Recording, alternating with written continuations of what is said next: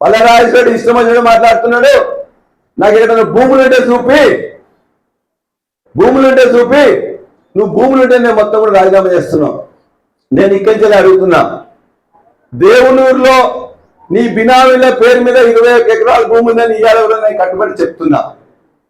నేను ఆ దేవునూరులో ఉన్న ప్రజలందరి దగ్గరికి నేను పోతాను, నువ్వు పోతాను, రా, నీ భూమి ఇదే నేను చూపిస్తా. రాజీనామా చేస్తావా?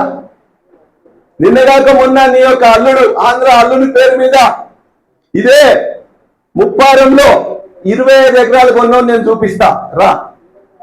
నువ్వు అబద్ధం అని చెప్తే నీ పేరు లేకపోవచ్చు, నీ ఆంధ్ర అల్లుని యొక్క దోస్తులు, బంధువులు, లేకపోతే మిగతా వాళ్ళందరి పేరు మీద కొన్నావు. అక్కడ ఉన్న నాయకులందరూ కూడా తెలుసు. దేవునూరులో భూమి ఉన్న విషయం తెలుసా లేదా అందరికీ? ఇవాళ ఇక్కడ ముప్పారంలో కొన్నది ఉందా లేదా? రాంపూర్లో పెట్రోల్ పంప్ ఉన్నదా లేదా? రాంపూర్లో రెడీమిక్స్ ప్లాంట్ ఉందా లేదా?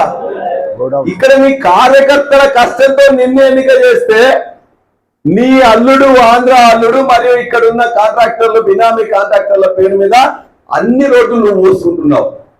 ఎవరు పోస్తున్నారు? ఆంధ్ర అల్లుడు పోసుకుంటా ఉన్నాడు. కార్యకర్తకు ఒక పైసా ఎట్లే ఇంకా మాట్లాడతారు. నేను చెప్తున్నాను, మీరు 20 నుంచి చూసిండ్రు. రాజన్ ఇంటికి పోయినా, నా ఇంటికి పోయినా మీరు ఎక్కడ కూడా నా బెడ్రూమ్ దాకా వచ్చే అవకాశం మీకు ఉన్నదా లేదా? ఉందా లేదా? కనీసం ఎక్కడికన్నా ఛాయ్ ఎప్పుడైనా తాగిపించిండా?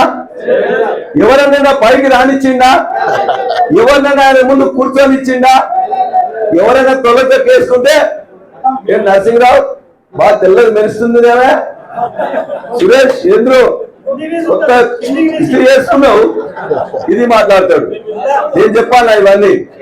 అయినా నిన్నన్ని పంటు బిగువున నీ యొక్క అహంకారాన్ని పెట్టుకొని మా కేసు